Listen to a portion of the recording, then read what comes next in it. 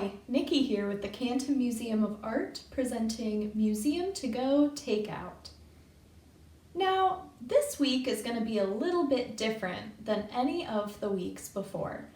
I have a pretty short video for you today, but in this video you're going to learn all about how our body language conveys emotion. So we're going to be working a little bit with some maybe theater techniques, some techniques of moving our body in ways that people have been painted or drawn or photographed in art. And we're going to make our own pieces based on some pieces of art from the permanent collection at the Canton Museum of Art. I think that this is something that's kind of important to talk about right now, especially while maybe we're cooped up with some family members, or if we live with roommates, with some roommates, or anyone we live with.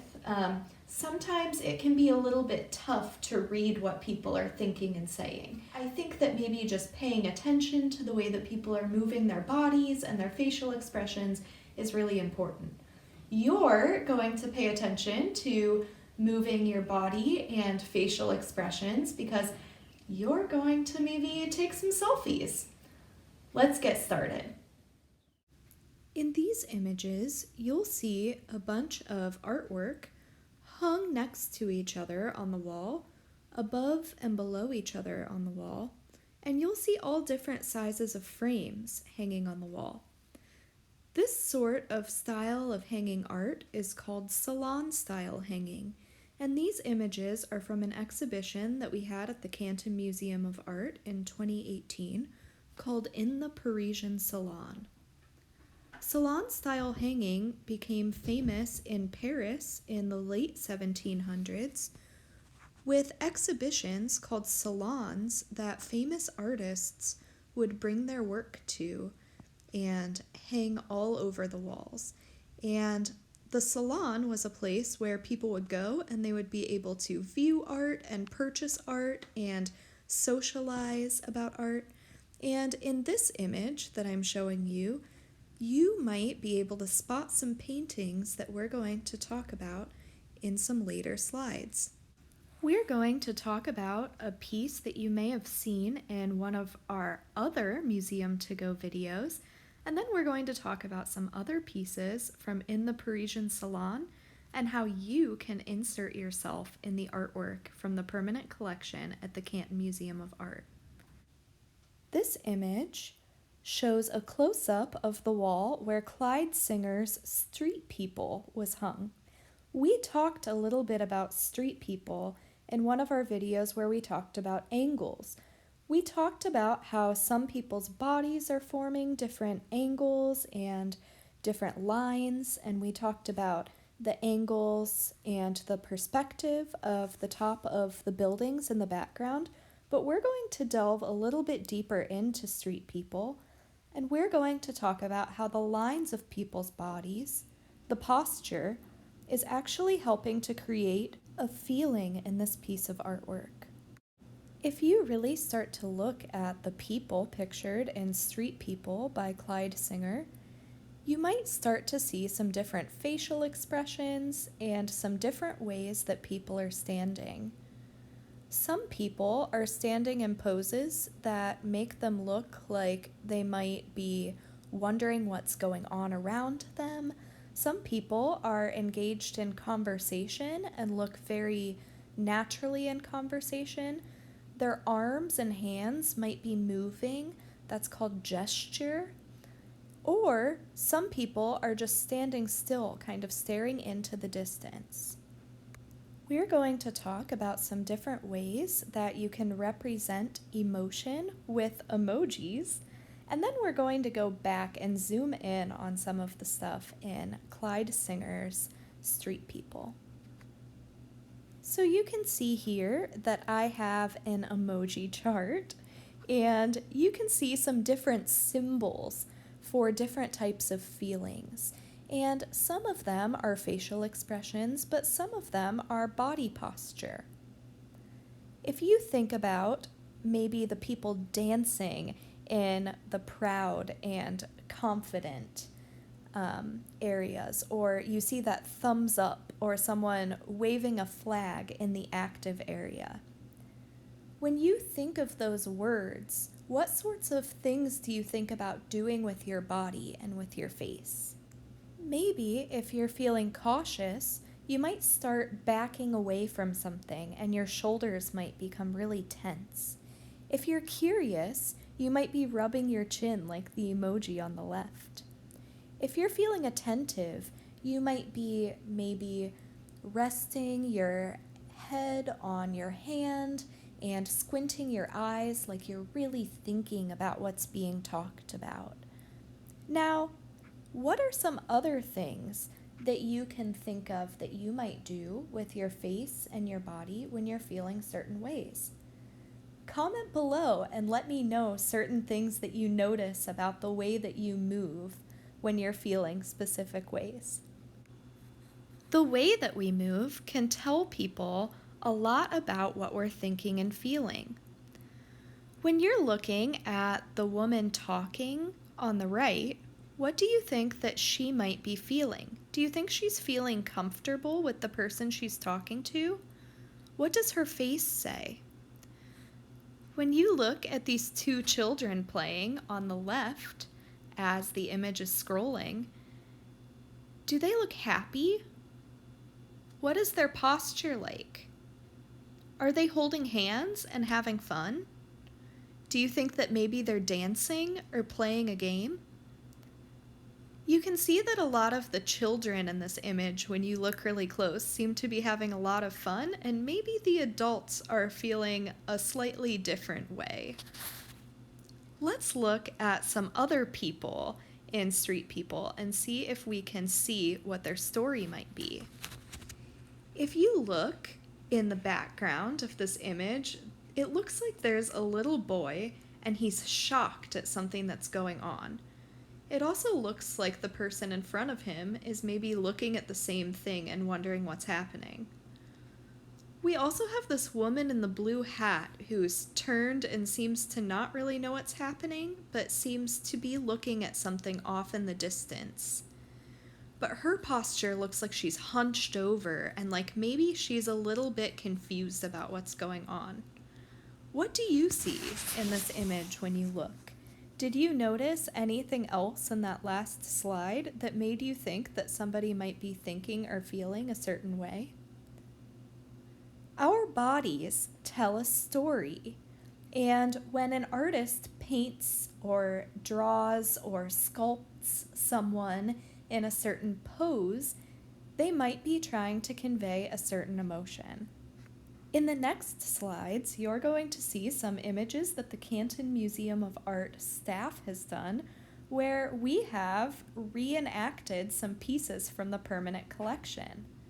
Then finally, when you're done looking at those, you will see some images that maybe you might want to recreate yourself. All right, let's check out our education director, Erica Emerson, with her depiction of a Joseph Raphael piece. Now, when you're looking at this, what is similar between the painting and Erica snoozing around with her cat? What is different to you? Do you see anything different in the posture and the body language? Next, you can see one of our curators, Christy, and Christy is depicting the image Walter Wolf by Joseph Solomon. And you can see that she's done a little bit of Photoshop to look like the image on the left. But what do you see that looks similar and different between these pictures? Christie's kids even got in on the fun of recreating some of these pieces from the permanent collection. Here we have Hadley, and she is acting like the girl in Bridge by Jerome Whitkin. When I'm looking at this, I'm noticing that Hadley's hands and the hands of the girl depicted in Bridge are very similar, and while the surroundings might not be exactly the same, I think Hadley has done a wonderful job recreating the feeling of this piece. Next, we can see Corbin recreating Cloudman by Jack Earl. And when you look at these, do you see any difference between the facial expressions? Does Corbin look like maybe he's feeling something a little different than the Cloudman? What do you think that Corbin is thinking? Comment below and let us know. Finally, we have Sawyer in The Red Knight of Germany by Merv Corning. And Sawyer on the right is really kind of nailing the posture of the person in The Red Knight of Germany. I think that the way that Sawyer's head is turned is very similar to the way that the person's head is turned in the other image. Sawyer looks like he might be having a little bit more fun, though, with that facial expression. Now you can see my image that I did. This is called Kathy in Gray by Phyllis Sloan on the left, and I decided to do my own depiction of this image on the right. I worked really hard to try to get my gestures to be very similar. Earlier, when we were talking about gestures, we were talking about the way in which people maybe move their hands and move their bodies when they're thinking about something or talking about something. This image, for me, makes me feel like maybe Kathy is listening to someone talking at the breakfast table, and maybe you don't necessarily see a table, but the way that she is positioned and kind of turned toward something that looks like it's off in the distance, and the way that her face is with her hand over it, makes me think that she is maybe listening to something. I love looking at the way that people's bodies look and the way that they're turning and gesturing in pieces of art, because it tells a story, like I was saying earlier, and I can start to imagine what's happening in that world that the artist created. Now that you've seen some of our staff's examples of how you can recreate a piece from the Canton Museum of Art, I'm going to show you a couple of pieces that you might want to recreate. This image of Marion Motley, who we talked about in an earlier episode of Museum to Go Takeout, was painted by Merv Corning, and I really like how Marion Motley is depicted running with this football, and I think this could be really fun to recreate. Maybe you might want to recreate this one at home. I decided to choose some images that you could recreate by yourself. Now, if you wanted to recreate, say, street people with your whole family under quarantine, then you totally could do that. That would be super fun. This image is also by Merv Corning, and it is called Tula and Spooky, and it's of his wife, Tula, and their dog, Spooky. I like this because it looks like Tula is talking to her dog, and I can imagine some of you might have pets at home and might want to get them in on recreating some of these pieces. This piece, Portrait of Richard and Gloria Miller by Philip Pearlstein, is something that maybe you saw when you were looking at some images from In the Parisian Salon. Now, say you have a couple of people in your household and you would like to recreate a piece with 2 people, then maybe you could recreate this piece. Now, let's go to Scully. She has a little bit more information on how you can choose a piece from the permanent collection to make your own art at home. I like to call this project Salon Style Selfie. You can go to cantonartcollection.com and you'll see that there is a whole section called Portraits. You can click on it and it will show you every portrait in our permanent collection. and I would love to see you reenact one.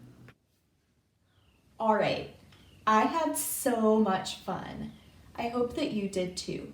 Make sure that you are subscribed to our YouTube so that you can see any time that the Canton Museum of Art uploads any videos like our Curator's Couch or Art for Health and Healing or any of these Museum to Go episodes. Also, make sure that you are following us on Facebook because we post one of these videos every Wednesday.